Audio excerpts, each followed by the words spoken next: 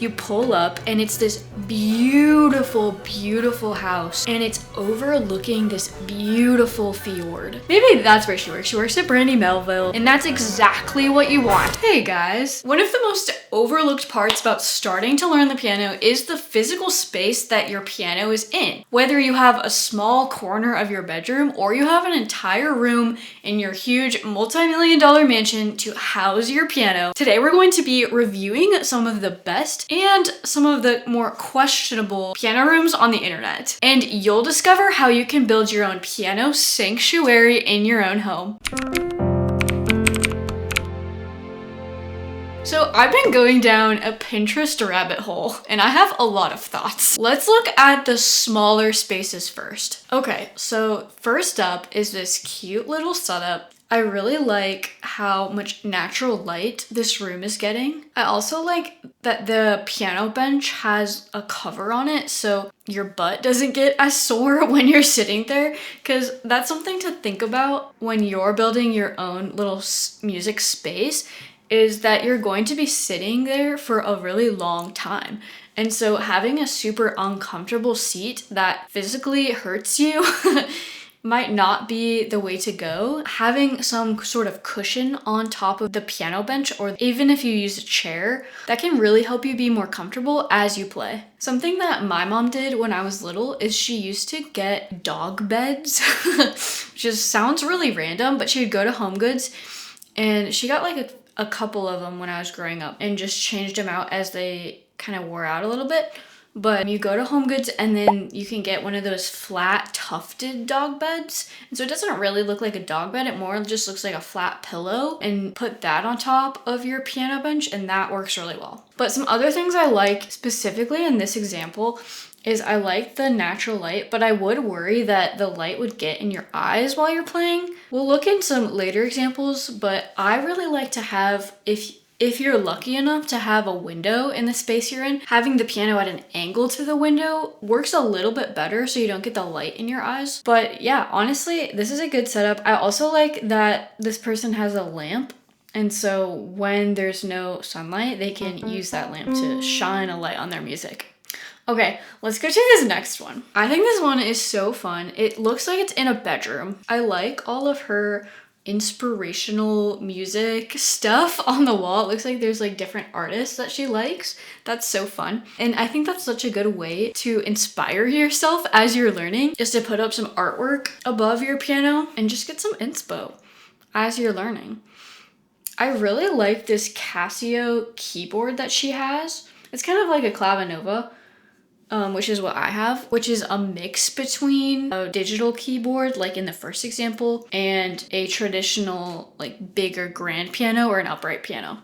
And so technically these are digital pianos, but they just sound so much better than traditional keyboards. I like the white aesthetic. I think that's working super well. And it doesn't look like she has any sort of natural light in here, and so there's like this lamp thing going on, and I think that might work okay, but it might work better if she had some sort of like clip-on piano light or even like a lamp so she can get some light from like in front of the sheet music instead of behind. Especially if you're using just like individual pages where it's kind of transparent, having a light behind makes it really hard to read the music. But overall, I think this is a really, really cute music room. I like all the plants. That's so fun. Yeah, she did a great job. Okay, let's go to this third example. This one honestly gives me kind of a lot of anxiety because it is so chaotic. It is just so chaotic. There's just a lot going on here. And also I worry about these candles catching all of the paper in this room on fire. So I don't know if I would personally have this setup. It does look very aesthetic, I guess, if you're into that. I don't know what this would even be called, this aesthetic. Kind of like, it's not really Twilight. I don't know, just like whimsical. It's not really even whimsical. It's just like Visco girl.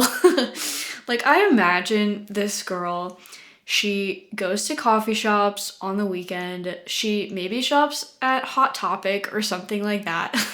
Or maybe like Brandy Melville. Maybe that's where she works. She works at Brandy Melville. She works a ton of hours, so she doesn't have a lot of time to clean her room, obviously. And she likes, I don't know, lavender lattes, who knows. Anyways, I don't love this keyboard setup, especially because of the candles. I would not recommend putting any sort of candles or wax on top of your piano. That's just kind of a recipe for disaster, in my opinion. Also, the lighting is a little bit wonky in this room.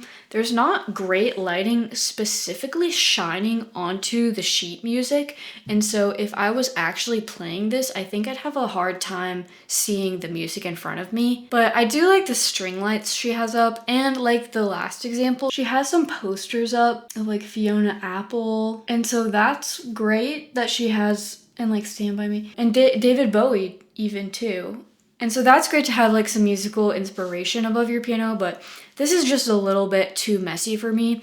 I find that the cleaner you keep your music space, the more your brain can focus on actually learning the music in front of you. When the space around you is just so cluttered, your brain becomes a little bit more cluttered, and maybe not for everyone, but at least for me. And so keeping your piano space a little bit tidier than this would probably help you, especially if you're just beginning to learn the piano. I think it would help you a lot to keep it a lot tidier than this, because this is just a little bit too chaotic. Okay, let's go to the last keyboard-ish setup for smaller spaces. I really like this space. I like the natural light and how it's coming from the back of this picture, and so it's shining onto the sheet music. And so that's really great because you'll always be able to see what you're playing. This piano, I don't really know what kind of like clavinova this is because it doesn't have a brand, but it looks really nice. One thing that I didn't mention earlier is when you have a keyboard, like in this first example, it should always be a weighted keyboard, ideally an 88 weighted keyboard. Because if you have one of those really crappy keyboards that are like $50 or whatever, they just don't work very well, especially if you're just beginning to learn. And they teach you kind of bad habits because you don't actually get to understand the weight of the keys as you should. And so having a weighted keyboard actually trains your fingers, because it's not just pressing the keys. Your fingers actually have to learn the instrument. It's like the cello or the violin. Your fingers literally have to start learning the physical touch of the piano. And so having that resistance of the weighted keys really, really helps with your learning. And if you only play piano on an unweighted, kind of crappier, cheaper keyboard, it's not the full experience, in my opinion, that would be most beneficial for you. If you're able to invest in a slightly more expensive 88 weighted keyboard, I would highly recommend doing that. And this is what I tell all my students. Okay, so let's go back. Okay, so I really like how this setup is. The seat looks a little bit uncomfortable. Again, I'd probably put some sort of tuffet or pillow on top of it because I think that would just make it so much more comfortable for the player. But I really like it. The only thing that concerns me is I really do like these plants, but how do they water them? Because I would be so afraid, especially this one right here to the left of the ladder, if I'm watering it, that the water would drip onto my piano. Especially this one would be so bad because it's a digital clavinova / keyboard. And so that's the only thing I don't like about this setup. And also maybe the lighting. It doesn't look like they have any sort of like external lamps, but maybe they're off screen or whatever, but they do seem to have these circular string lights above, so maybe that's enough light. But I'd probably have like some sort of other lamp just to give more lighting. I know I'm talking a lot about lighting, but it does really matter because your eyes will just be straining so much if the sheet music you're reading is dark. And so making sure you have really good lighting is really important. It doesn't have to cost a whole lot. Just putting your piano in front of a window, ideally at an angle or like this where the sun is behind your back. Having a window in front of you doesn't always work a lot of the time because depending on where the sun is at, it can really shine in your eyes and again make it really hard for you to see the music. And so having the sun shining on your back would be best, or even better at an angle. Putting your piano at an angle to the window, that would be great. Or having some sort of additional lighting for when it's dark out. Okay, I just had to include this one because, and I don't think it's AI, because you can tell AI is not very good at making piano keys yet if you're generating an AI image. And so I'm pretty sure this one is not AI generated. But I just think it's really creepy. Like, I think it's like an 80s horror movie vibes with the, I don't know, it just like creeps me out with all the white. And I don't know if I would like this. Also, I don't love the huge vase of water slash flowers on the piano. I would highly recommend not putting any sort of water near your piano. It's just best practice not to do that. Even just cups of water, please don't do that. I have flowers on my piano, but they're fake. And they're from Target. And so if you really want flowers on your piano, just go get like a little cute fake vase of flowers. And that's a great compromise, but putting a huge vase, and I mean, maybe this is fake. I don't know. It doesn't really look fake though. But having a huge vase of water on your piano isn't always the best. But yeah, I don't know. This one just kind of creeps me out. I don't like the dolls. I don't like the doll on the window, and I don't like the weird girl above all the little girly doll pictures. I just don't like that. It creeps me out. It doesn't seem like there's any additional lighting either, and as we've talked about, that's one of the most important things, is like being able to make sure that you can comfortably see the music when it's dark out. So I don't know, this one just creeps me out. And big like horror movie vibes. Can you just picture someone bleeding out in this room? Not to be like graphic, but someone bleeding out in this room, just getting red everywhere. I don't know, just big horror movie vibes. I don't like it. Anyways, let's go to our room-sized piano setups. So this is if you have like a bigger space or even an entire room to house your piano. So all of these examples have upright pianos or grand pianos in them, which are acoustic pianos, which means they aren't digital. There's no like electricity running through them. Let's look at this first one. This one, if you've been looking at music rooms on Pinterest, this one is one of the most pinned pictures. So let's break it down if it's actually good or not. And honestly, I think it is. It's obviously like clearly very aesthetic. I love just the whole vibe of it. I love the artwork. I think it's very cohesive. I love the cute curtains on the right. I love the color schemes. I just think it works really well. The two things I would say is, okay, so for lighting, it is great. See how she has it at an angle, and so the light is coming in from the side? That's perfect, because it'll never shine in the piano player's eyes when they're playing.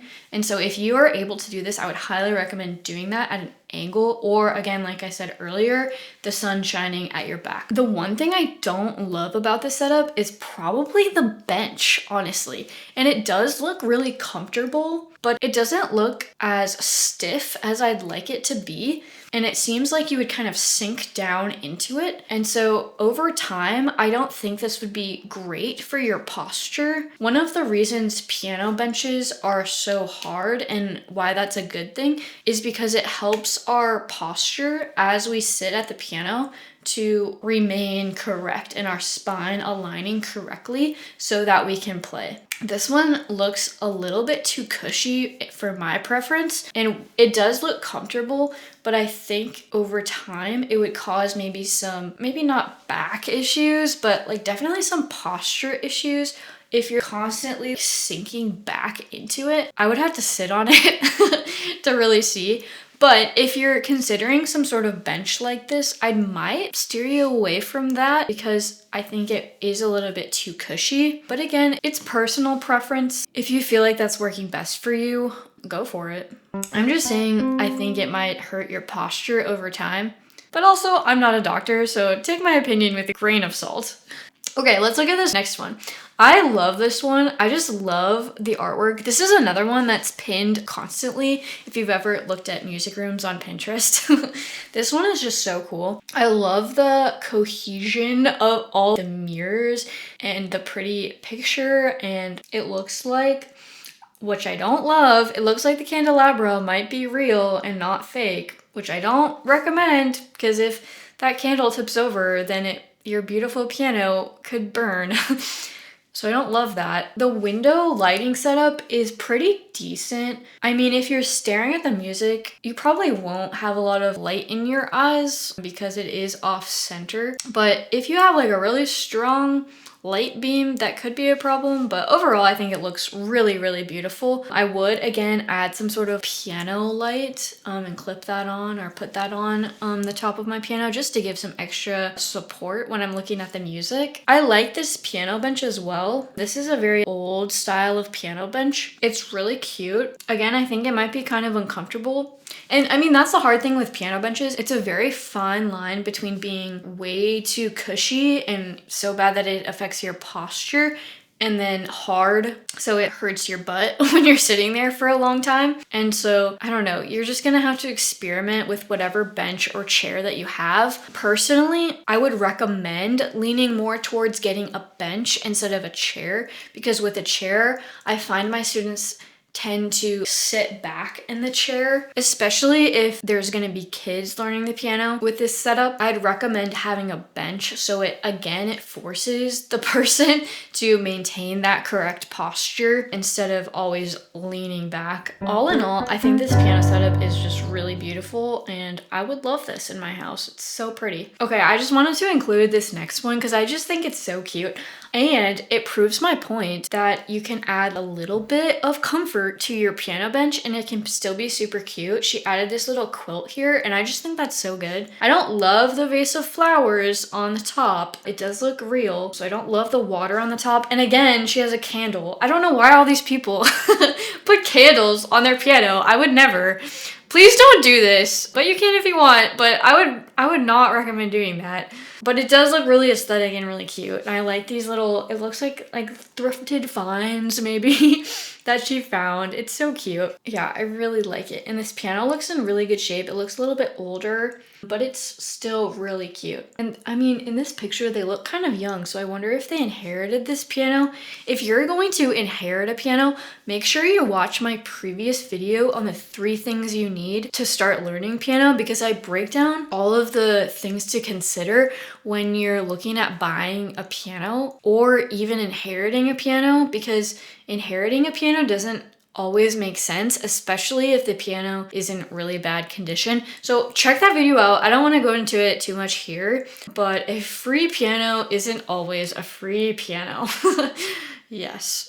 Okay, so all in all, I think this setup's really good. You can tell, again, this is great. The light is coming from behind, so when I'm sitting at the piano, the light will shine on my back. The only thing, again, I would recommend is adding some sort of lamp or piano light to just give some extra lighting support. Okay, let's go to this one. I love this one. It is so pretty.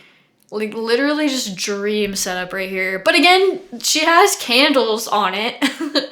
Which I don't love, but at least they're not lit, and at least it looks just like for aesthetic purposes. But this setup is so pretty, and I just love her little piano seat, her little piano bench, because it has a little pillow on it, but it doesn't look like that one bench where you're just gonna sink down into it. This is just so cute. I love the flowers. Again, I don't know if they're real or not. And I would worry about these plants on the piano because, again, when you're watering them, I'd be so afraid that the water would go onto the piano. And that is so bad, you guys, because that water can, especially on acoustic pianos, that water can get into those strings, which are metal, and start rusting. And so please don't put any sort of water or plants on your piano unless they're fake, because that could really, really hurt your piano. But I love, obviously, this house that this piano is in is just gorgeous, because look at these windows, just in it looks like there might be palm trees out there. It's in the crown molding, just so pretty. Just honestly, just a dream setup. It's so pretty. My only critiques are, of course, the plants, the candles, if they ever get lit, which it kind of doesn't seem like they do. And I would, again, add some sort of piano light. Okay, let's go to this last one that is so pretty. It kind of looks like this is in a museum or something, but maybe this is just a super, super fancy house. I don't know. But anyways, I just really liked the setup. It's very clean, very minimalist. Well, there's like opulence around it, but overall, like the setup is very minimalist. There's not a lot of going on. And honestly, even though it sounds so cute to put a bunch of stuff around your piano, in my opinion, keeping it as simple as you can helps you focus on the piano and learn the piano and practice the piano so much more than if there's tons of clutter all around. And so this is why I really like this example, is because it's just very clean and there's just a few things going on. The piano, which is beautiful, and then the bench, which is amazing because it has that little padding on the top, and then this decorative plant, but it's not a live plant, which is amazing, and there's no water in it. It looks dried, and that's exactly what you want. No water on your piano ever. So this is such a beautiful setup. Honestly, just the dream setup, maybe someday. But I just love it so much. It's just so pretty. The only thing that might be hard at some times of the day would be that sun coming through those beautiful windows, and they don't have any sort of lamp or anything to light it up when it's night out. But all in all, this is just so pretty and honestly the dream.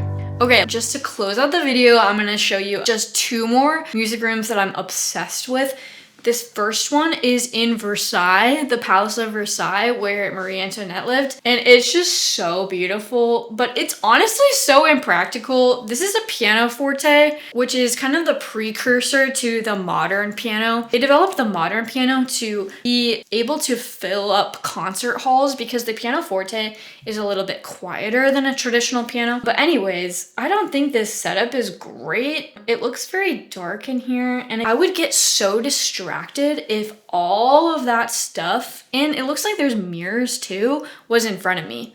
And so having just very minimalist surrounding your piano would be ideal. I also don't think the lighting is very good. There's no lamps. It's just kind of fussy for me. I don't know. I don't love it, but I kind of do love it. I don't know. You know what I mean? It's great and it looks historical, but I don't think it's very practical. But when you're Marie Antoinette, you can really do what you want. Okay, now it's time to show you my absolute favorite piano room I've ever seen in my life, and I'm obsessed with it. It's in Norway, and if you've ever heard the song In the Hall of the Mountain King,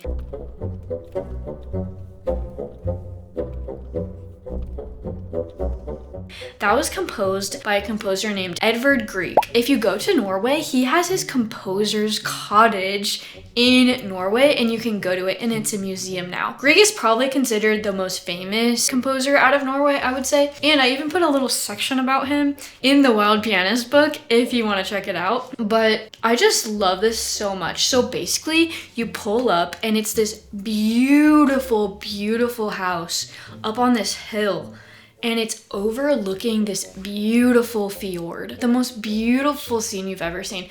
And then you walk down this little path, and there's this little red cottage, and in the cottage is his composing room, and it's just so pretty. And this beautiful window overlooks this fjord, and it's just so amazing. It literally goals, and if I go to heaven, this will be in my heaven.